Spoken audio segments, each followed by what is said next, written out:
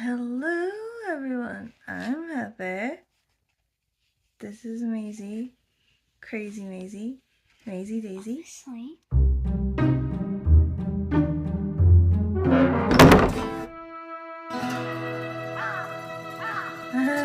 It is the 23rd day of Shorty September, soon to be the 24th day, and we have one prompt left for Shorty September. Not one book left, because I think I get 3 or 4 books near the end of the month where I can just go rogue and have whatever I want. But for today, for our last prompt, which is leopard print shorts, we are reading Thin Air by Michelle Paver. This one is leopard print shorts because I saw Karen reading it on her channel, Roving Reader. So she said it's amazing and I trust her judgment, so let's get it on. Also, it's a ghost story and like we're into that kind of vibe now. It's like autumn, like we're slipping right into our autumny ghosty vibes. Like we've been watching Hocus Pocus and we've been watching X-Files. Like we're there. It's time. This one, I don't really know anything about it, but it's something to do with some dudes climb a mountain and the air is thinner up there, and I guess you start to lose track of what's real and what's not real because you got less oxygen to the brain. Maybe? I don't really know, but I'm excited to find out.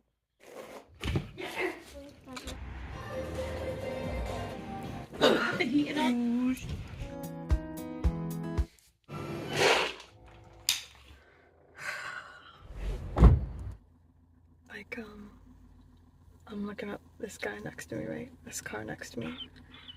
He got in his car and he immediately lit a cigarette, right? And he's not even putting a window down. He's just, I don't know, old school? I don't know, like from an era where he's not even trying to pretend like he's not hoping cigarettes kill him before shit gets worse, you know what I mean? I don't know, like he could have smoked outside his car. He's just sitting there having a smoke. Looks like he's really getting into it as well. He's like, ooh. I bet he's thinking about that shit all day. Shit, look, he looked at me. Shit. I've been seen. You do you, bro. I'm minding my business. Anyway, an update on the reading I've done today. Fuck all. That's the update. I haven't done any reading. I haven't even cracked the book. It's not even here, it's in the trunk. Fucking hell. James is away this week. And it's the first week back for students and university. So, it's ridiculously busy at work as well. We're also selling our house. So we've had like sort of people trying to get in contact with us about viewings, trying to keep the house clean, trying to do like the repairs with sort of the painting and the spackling and stuff like that. And like rushing my kid to school and then realizing she didn't have any breakfast, and then rushing to the office and then realizing that the dog's been in the house all that time by herself and she's gonna do the desperation howl if I leave her again. So I'm in my rushing around like a motherfucker era at the minute, and I didn't do any fucking reading at all. I'm just as depressed about it as you are, especially because we've only got one prompt left. We're almost nailing it all the way, my bro. Like, we're in the home stretch and we're fucking falling down all over ourselves right at the end. I should probably read right now, but I don't want to. Yo, look what my friend got me for my birthday. It's Dolly Parton Prosecco. Prosecco? Awesome. Dolly Parton? Oh, awesome. That's the collab of the century, that, you know? I'm so excited about it. Guys, I cried again and I have to put it in the crying journal. But more importantly, the reason for the crying is not going away. I need some shit in this cupboard. I gotta do the polyfiller. I gotta see it. So many spiders. This is like a fucking nightmare. I keep trying to like do it. Like I just gotta build myself up, bro. Like I just need like I don't know, like 10 minutes, 20 minutes, like just need time. Like I almost built myself up and I got a bit and the spider moved. And then like behind me, and there's just something and they're like, I know as soon as I pull something out, there's just gonna be bleeding them. It's gonna be like a thing. Oh my god. I keep thinking like James on the phone, he was like, it's just in that cupboard, just get it. I keep thinking, okay, so his mom was here all like the week that we were away, and she just like cleaned everything, and she like fucking painted shit and like scoured everything. Like, she would not be floored by this cupboard. She would not be defeated. She would just go in here and she would just get it. Same with my mom, actually. Even though she's terrified of spiders as well, she'd just be like, shit gotta be done, you know? What are we gonna do? I just need like 10 minutes. Holy crap. Look what I just found. Like, can you see? It was in this thing. It was in this thing right here. Like, this like little window goes to our cupboard under the stairs. Like a more used cupboard and like less spidery. But this was at the very back of it in this like little case thing. It's been opened and it's like halfway full.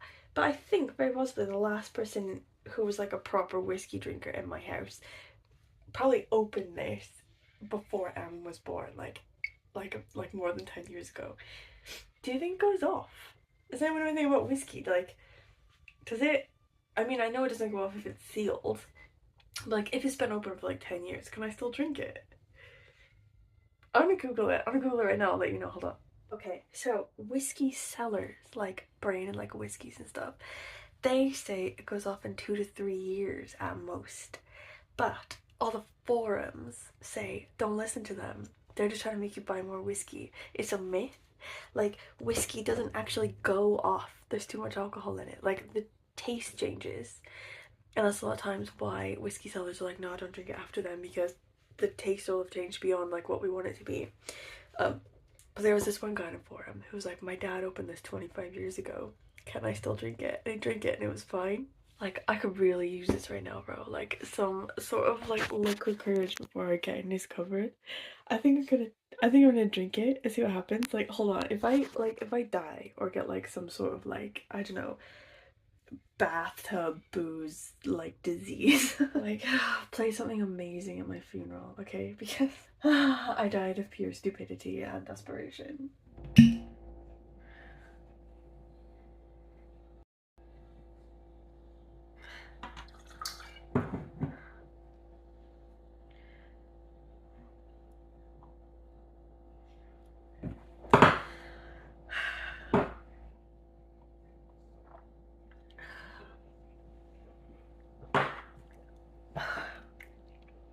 Okay, let's get in that cupboard.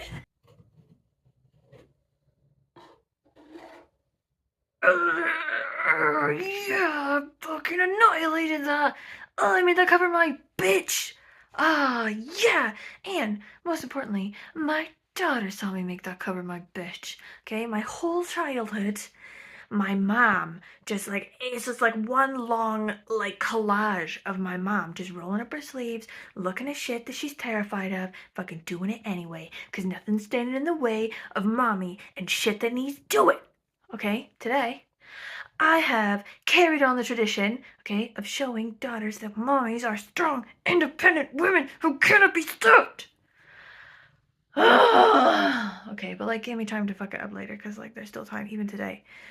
But not right now! Okay, I have finally started thin air. I started this morning. I'm about a quarter of the way through, okay? They're not up their mountain yet, but they're like at base camp, like getting ready to go. It's this guy, okay, and his older brother, and a bunch of like local guides and some more sort of Englishmen and stuff that are on the trip. And they're following in the footsteps of this one expedition that went like 20 years before them with this guy who made it back, but like 5 of his team didn't make it back, and they only buried 4 of the 5 people, so I don't know what's up with the other one. And this guy, he had a book that told what happened to the first expedition, but it was stolen or it was lost or something, and he didn't get to read it. And then he met one of the survivors didn't have any legs, and he was really creeped out by that guy. And now he's like super creeped out by like the Sherpas, or like the sort of native guides who are super superstitious and like doing loads of things like, you know, like giving goat heads to the mountain and stuff as sacrifice, and doing like rituals and stuff that are really creeping him out about stuff. So now he's like, he doesn't want to know.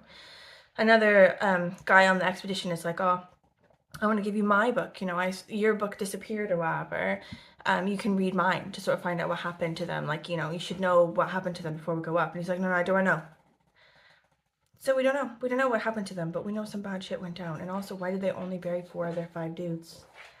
Something's up. And also, the old guy, the last survivor, didn't have any legs. He was well creeped out by the mountain, so something up. Also, the dude, our main character dude, his older brother's a bit of a twat. Like, he's a bit jealous, and like he's like a bit selfish, and I think there's probably gonna be something exploding there, you know. But we'll see now. I am sort of enjoying it and everything, but also the baby's sort of getting on. Like, we're gonna go to Nero. The baby's getting on for like gonna read like Halloween-y graphic novels, and it's like I kind of want to do that instead. Part of me just wants to bin this one off and do that, you know, but we can't. We've got to stay the course. Okay, last prompt of Shorty September. We've got to be strong. Oh yeah, that's the stuff. Oh man, I'd rather be reading that. Also, there's a guy at Nero, a guy who works at Nero, who we know pretty well. We go there a lot. He was saying about a book that he read recently called Maggie's Grave by David Sodergren, like this like Scottish horror guy. I have always wanted to read David Sodergren, but haven't sort of really, you know, had really any incentive. It hasn't really come up anywhere. And he was like, oh, it's so good. It's only 200 pages long, and it's super like Fear Streety, you know, and it's got like a witch in it and stuff. And like, as he was talking about it, I was just like, I want to bin this one off that I'm reading now and read that one immediately. I want to look and see if it's at the bookstore across the street from Nero, and then I want to go to the library and see if it's at the library right now, and I want to just switch. Like, it's not that thin air's bad. Do you know what I mean? It's pretty good. It's pretty good, but I'm in such like a weird place this week. It's not scratching those itches I need to scratch right now. Do you know what I mean? And like, yeah, it's a ghost story, and like, it's got a creepy element, but like, I want it to be creepier. I want to jump into Halloween with all my feet. You know what I mean? And I just, like, I'm reading it with my eyeballs, but not with like my thoughts. Do you know what I mean? Like, you do that. You sort of find that you've read a whole page and you're like, actually, literally that whole time, I was thinking about where I can go to get Maggie's grave. I've got Welsh class, and then I gotta do polyfiller on the walls again. And then I gotta do the dishes, and then I gotta do the dog poop in the yard. Like, what if I get the audiobook? I'm gonna get the audiobook. I'm gonna see if there's an audiobook. Hold on. I'm gonna find the Thin Air audiobook. Yeah, I found it. Game changer, bro. I'm gonna read the audiobook instead. Okay, I have finished it, and I would like you to know that the dog in this book survives and has a happy ending, though not all points during the book is the dog 100% happy. So, you know, take that information forward with you when you read it, if you do. I feel like all books that have a dog character need to have that little bit at the end, like a potential minor spoiler that you can choose to have if you want, which basically says, yes, the dog survives, or the dog doesn't survive, or like this various little bad thing happens to the dog or whatever, so that you don't read the whole damn thing braced about the dog. You know, you can't immerse yourself fully, you can't enjoy it fully, because you just keep thinking, oh my god, is this where the dog dies? Anyway, I enjoyed it. It was a good little ghost story, you know, clever.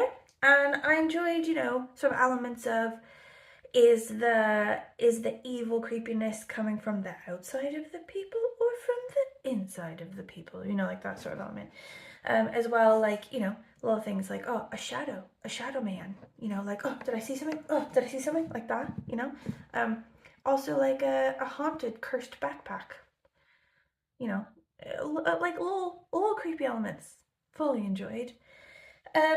However, and I cannot tell you why, I'm gonna give it 3 stars. And very potentially it's because the book is 3 stars, and very also potentially it's a 5-star book that I've read in a 3-star mood.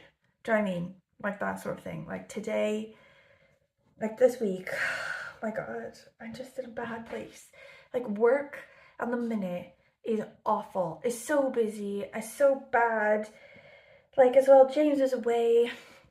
So I've got all this stuff about like the viewings in the house and the cleaning, and my kid was off today from school because it's an inside day, and I just basically had to follow her around picking up all her shit every time she put it on the floor because we can't have a messy house because potentially for viewings and stuff everything has to stay clean. I've had to wash the dishes like 84 million times when normally I'd let them pile up for a week and then just do them after. That sort of thing. Like I'm having a terrible day and I just want to relax and have a chill. So, 3 stars on the book, but God knows whether it's actually a 3-star book. I can't even tell you. Anyway, that's the end of the prompts. We did auto prompts and also the bonus. So we've got a couple days left. I think 3 books left for Shorty September, like to fit into the pattern that we've done. So, I don't know what we're gonna read.